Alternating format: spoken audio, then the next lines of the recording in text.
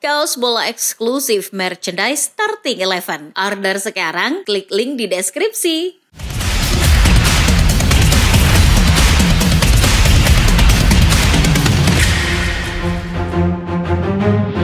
Torres sees a ball and he's picked out John Duran. Oh, nearly got it.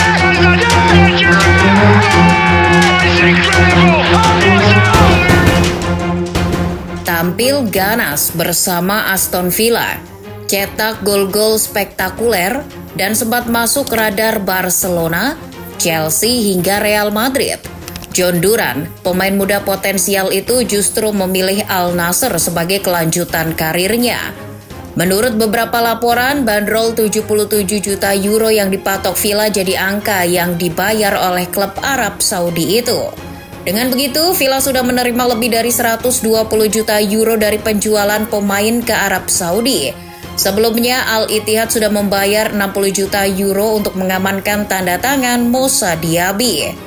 Jelas, dua transfer itu jadi tambahan uang yang sangat berarti bagi Villa. Namun, mengapa harus mereka? Duran berusia 21 tahun sedangkan Diaby 25 tahun.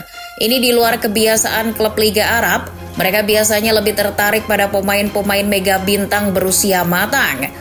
Lantas, apa yang mendasari perubahan strategi transfer ini? Sebelum kita cari tahu penyebabnya, kalian bisa klik tombol subscribe dan nyalakan lonceng terlebih dahulu agar tak ketinggalan konten terbaru dari Starting 11. Dalam kurun 2 tahun terakhir, Liga Arab Saudi berhasil membranding diri mereka sebagai liga yang gagah dan berani. Mereka berani membayar mahal pemain-pemain bintang Eropa demi tampil gagah di hadapan penikmat sepak bola Asia, bahkan dunia.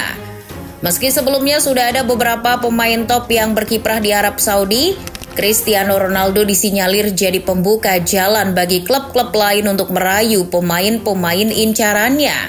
Setelah Ronaldo, banyak pemain-pemain hebat yang memilih untuk hijrah ke Arab Saudi daripada terus berkarir di level teratas. Sebut saja pemain-pemain macam N'Golo Kante dan Edouard Mendy yang pindah dari Chelsea. Karim Benzema yang langsung pindah ke Al-Ittihad setelah tampil gacor bersama Real Madrid.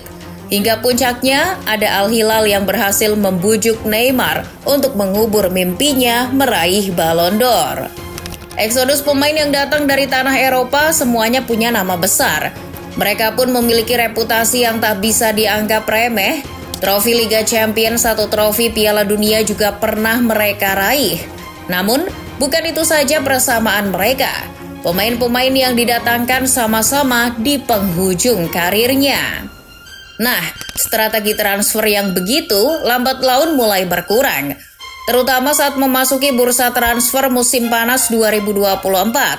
Al Hilal bahkan hanya mendatangkan 1 pemain bintang, yakni João Cancelo dari Manchester City. Sisanya pemain-pemain muda Brazil atau pemain muda lokal dari Arab Saudi. Al-Ittihad lebih keren lagi. Mereka lebih banyak mendatangkan pemain bintang ketimbang Al Hilal. Namun mereka berani berinvestasi pada pemain-pemain berusia emas. Selain Moussa Diaby, ada Steven Bergwijn dan Houssem Aouar yang berusia 26 tahun. Al-Ittihad bahkan berani berinvestasi pada bek muda Boca Juniors yang berusia 19 tahun, Isaias Rodriguez. Langkah yang sama juga dilakukan klubnya Bang Dodo Al Nassr. Di musim panas 2024 mereka mendatangkan Mohamed Simakan yang masih berusia 24 tahun dari RB Leipzig. Lalu ada Angelo dari Chelsea dan Wesley dari Corinthians yang sama-sama berusia 19 tahun. Al Nassr pun konsisten melakukannya di bursa transfer musim dingin kemarin dengan mendatangkan John Duran dari Aston Villa. Ini jadi perubahan strategi transfer yang cukup ekstrim dilakukan oleh Liga Arab Saudi. Langkah ini bahkan langsung jadi pembahasan di media-media internasional. Mereka cenderung menyayangkan pemain muda potensial yang justru pindah ke Arab Saudi, padahal banyak fans-fans yang menantikan perkembangan karir mereka di Eropa. Lantas, apa yang membuat Arab Saudi tiba-tiba mengubah strategi transfernya? Ada beberapa faktor yang mendorong fenomena ini terjadi. Salah satunya adalah kehadiran Michael Emenalo sebagai Direktur Olahraga Saudi Pro League. Pria asal Nigeria itu datang pada awal musim 2023-2024. Jika kalian belum familiar dengan orang ini, Michael Emenalo dulunya juga seorang pesepak bola, namun karirnya cuma gitu-gitu aja. Karir Emenalo justru kian melejit usai pensiun tahun 2000. Emenalo sukses jadi sosok di belakang layar Chelsea. Tahun 2007 dirinya direkrut oleh Chelsea untuk menjadi Head of Scouting. Gael Kakuta, Daniel Sturridge, dan Nemanja Matic jadi contoh pemain yang masuk radarnya kala itu. Dirinya sempat menjadi asisten pelatih Carlo Ancelotti dan direktur teknis juga di Chelsea. Total 10 tahun Emenalo mengabdi untuk The Blues sebelum akhirnya direkrut oleh AS Monaco pada tahun 2017. Di sana Emenalo mengemban peran sebagai direktur olahraga dan menciptakan sistem transfer yang brilian. Kala itu, Monaco disulap menjadi klub yang mampu menjual pemain-pemainnya dengan harga tinggi, berhasil menjualnya ke klub-klub top Eropa, transaksi fantastis Kylian Mbappe ke PSG, Thomas Lemar ke Atletico Madrid, dan Fabinho ke Liverpool terjadi di era kepemimpinannya. Nah, dengan latar belakang yang kuat dalam mengurus transfer pemain dan pencarian bakat pemain muda, Emenalo berusaha menciptakan ekosistem yang serupa di Liga Arab Saudi. Dirinya berambisi ingin mengubah wajah Liga Arab Saudi yang kini lebih dikenal sebagai Liga Pensiunan menjadi liga yang lebih kompetitif secara permainan dan memiliki pondasi yang berkelanjutan untuk masa depan liga. Untuk mewujudkan itu, Michael Emenalo mengubah beberapa regulasi. Salah satu yang diubah adalah soal regulasi pemain asing. Untuk musim 2024-2025, Liga Arab Saudi membolehkan setiap klub memiliki 10 pemain asing. Ini bertambah dari yang sebelumnya cuma 8. Namun, 2 dari 10 itu harus pemain-pemain muda.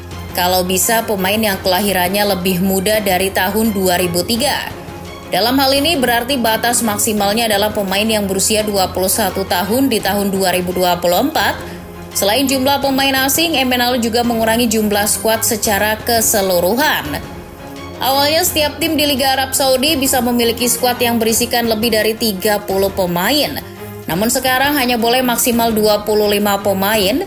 Mereka bisa menambahkan pemain lagi, namun dengan syarat pemain yang didaftarkan harus berusia di bawah 21 tahun.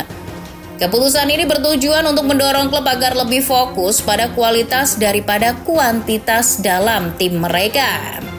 Dengan menerapkan perubahan ini, Liga Pro Saudi berharap kompetisi bisa mencapai keseimbangan antara menarik bintang internasional berpengalaman dan mengembangkan beberapa sektor penting di persepak bolaan Arab Saudi. Salah satunya adalah meningkatkan tingkat kompetitif di liga. Jika nantinya klub berisikan mayoritas pemain muda, maka usia skuadnya akan lebih panjang, tidak seperti saat diisi oleh pemain-pemain veteran. Mereka memang pemain yang punya banyak penggemar, tapi mereka hanya bisa bermain selama 1 atau 2 musim saja. Menghadirkan lebih banyak pemain muda juga akan berpengaruh pada bisnis transfer pemain. Seperti Al-Ahli yang mendatangkan rising star PSV Eindhoven, Matteo Dams dengan mahar 10 juta euro. Dams yang masih berusia 20 tahun lebih murah secara harga ketimbang pemain veteran. Nah, Al-Ahli berharap Dams bisa menunjukkan performa bagus dan bisa dijual dengan harga yang lebih mahal di kemudian hari. Dari sudut pandang pemain, bermain di liga yang jauh dari Eropa juga penuh dengan resiko. Apalagi pemain muda yang seharusnya membangun reputasi di pentas tertinggi sepak bola Eropa. Namun, di sisi lain ada paham di mana mumpung masih muda, mereka berani mengambil resiko tersebut. Demi apa? Ya demi gaji tinggi, fasilitas kelas wahid, dan popularitas di negeri orang. Tak bisa dipungkiri meski berusia muda, mereka tetap berstatus pemain asing. Mereka akan mendapatkan fasilitas terbaik di Arab. Selain itu ada juga yang rela menjual karir di usia muda demi bermain dengan sang idola. John Duran jadi yang terkenal dengan alasan itu. Ia sangat mengidolai Cristiano Ronaldo, maka dari itu ia menerima pinangan Al Nassr demi bisa satu tim dengan sang idola.